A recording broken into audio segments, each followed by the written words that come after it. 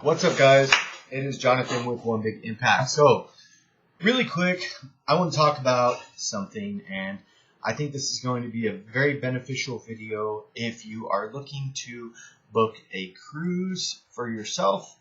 I went on a cruise recently, and it's funny because my debit card has like a little beach on there. I'm not going to show you because you're probably going to steal my number and try to get my freaking 12 cents out of my account. But I was thinking about doing another one, and I was doing some research and stuff like that. Attention! Thumbs up. Listen to me. Okay, so basically, I haven't done a travel video in a while because the world's all shut down and we can't travel. Blah, blah, blah, blah, blah. It's a freaking nightmare, right? So, the first thing that you want to take into consideration when you book a cruise is when you initially go to the website of a cruise line. First of all, pick your cruise line, okay? Carnival's seems to be pretty damn cheap. This will be probably the second one I'm going on, and it needs to fit your standards. There's going to be ones that are for kids. There's going to be ones that are for like adults. There's going to be ones that include food. Apparently now there's ones that do not include food. And I think that's kind of like the lure of it. So I think that's kind of silly that they're taking it away, but it looks like those are a little bit higher end. You're going to get a lot of different ones that have different areas. But for the other thing that you have to consider is your destination. So anything where they fly or where they float into international waters are going to be a little bit cheaper. Meaning, if you are looking at like Caribbean or different like Mexico cruises and stuff like that, they will be significantly cheaper than like Alaskan cruises and cruises to Hawaii.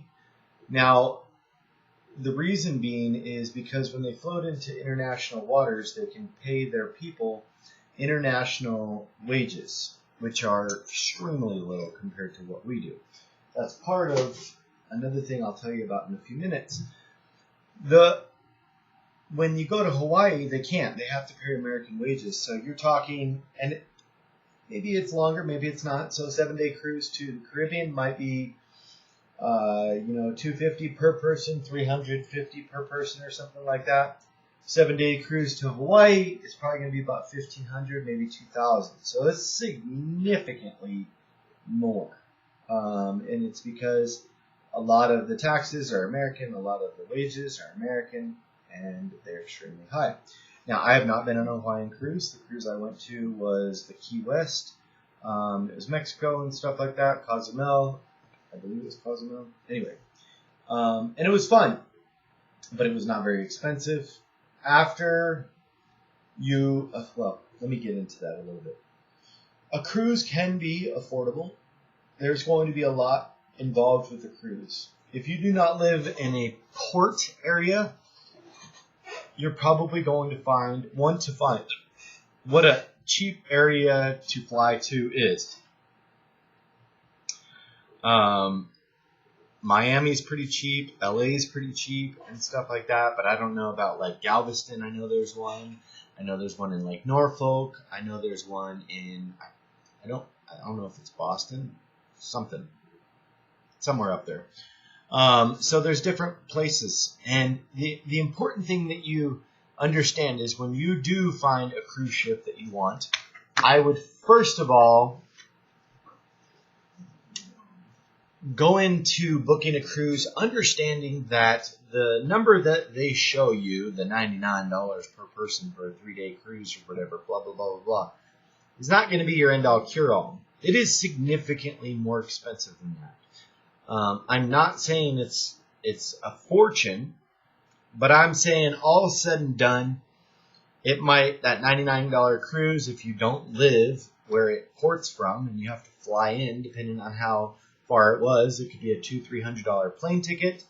If you want to drink on the cruise, it could be $300-400 for a drink package. You're going to have to pay tax port fees. That could be another $150. You're going to have to pay gratuity. That's like $100. It could be $50. It could be $100, $200. It just depends on how many days of the cruise. Usually everything goes up with the length of the cruise because everything's charged by the day. In addition to that, they have things that they offer on the cruise ship that aren't included. Most things are, but there's going to be like special restaurants and obviously like shopping and stuff like that. They're not going to be included, so you have to keep that in mind. A side note, if you don't buy your drink package before you get on, the price will be a little bit more. Usually not too bad. They will have, keep this in mind, this is a little tip, they will have an opportunity, say it's a 7-day cruise, usually the second or third day, but make sure you keep on this because it obviously is going to be different for every cruise line, and they may or may not do this. They don't want to tell you about it, but they'll offer like a drink package for like half off or something like that. So maybe you don't want to get trashed the first few days, you got some work you want to do or some relaxation or whatever, and then you really want to kick it up toward the end or something like that. Maybe that would be an option. You can get a significantly lower drink package. Another thing is, most cruises that I've looked up, I've not been on most cruises. I've only been on one, and the second one may be coming soon. But you can, on Carnival Cruise, I know you can bring 2 bottles of wine and bring your cork, because they will charge you a cork fee, a decorking fee, to do that, which is ridiculous, but they will. I mean, it's all about money. You're talking like, on the low end, $170 million boat. They got to make the money back, so you can't really frown upon the things that they're charging for. The next thing that I would probably do is pick your boat. Find, what boat. Remember, like all the boats don't go to all the destinations. All the Carnival Cruise boats do not go to all the destinations. Some are going to go to the Bahamas, some are going to go to Mexico, some are going to go to Alaska, Hawaii. They're going to be basically in different spots. Most of them are not going to be doing like every single area. So just because you fall in love with a boat, I would first check, make sure the boat goes to the destination that you're wanting to, or which boats go to the destination that you're wanting to choose. And then that way you can actually choose the boat that you want from the selection of boats that go there, other than falling in love with the boat and then not being able to go. I don't know if all of them have fitness things. I know some of them have water slides, some do not. Some have that little wave pool, some do not. Some have like rope activities, some do not. Some have really cool like clubs and stuff like that, some do not. So keep that in mind. Some have steakhouses, some don't. So just keep that in mind. Some other things that you have to make sure you keep track of is, do you need a passport? Don't let yourself get too close to. So if you're like, I'm going to book a cruise today and I'm going to go next week, make sure that you don't need a passport because it's really tricky. Like, there was a cruise I was looking up. It's like, goes to the Dominican, it goes to all these places or whatever, and it's not required. But if you go to certain cruises in Mexico, it is required. So it just depends on the place. And if you're off, port for so long or whatever, and there's different types of things. If you have a changed name rather than what's on your birth certificate, because birth certificate and identification are going to be required, make sure you bring proof of that name change, like whether it's like a marriage license or whatever, court documents and stuff like that, so that you can make sure you have that. There will be options. Usually it's going to be a $250 per person deposit for your cruise to be able to kind of seal the deal. Now Carnival Cruise is working with like Uplift, a company that is like financing stuff for like 12, 24, 11 months, 18 months or something like that. Obviously it's like, it's basically like a credit card and you're going to have to pay monthly payments and stuff like that. I don't see that it's going to be a huge issue as far as getting linked up with that. Make sure you have decent credit and stuff like that. Ask them about that. Which that way you wouldn't have to have anything down. Obviously, if you could, do the $250 down because it wouldn't be too much over that. Like I said before, the taxes that you pay, the gratuity that you pay, is not necessarily due before. You can also pay that as you leave the ship at the end of the cruise. But just remember, they're going to charge it to you, and they're not going to let you leave the damn ship without charging it to you. Also, you're going to get this little pay card. And be very careful about that.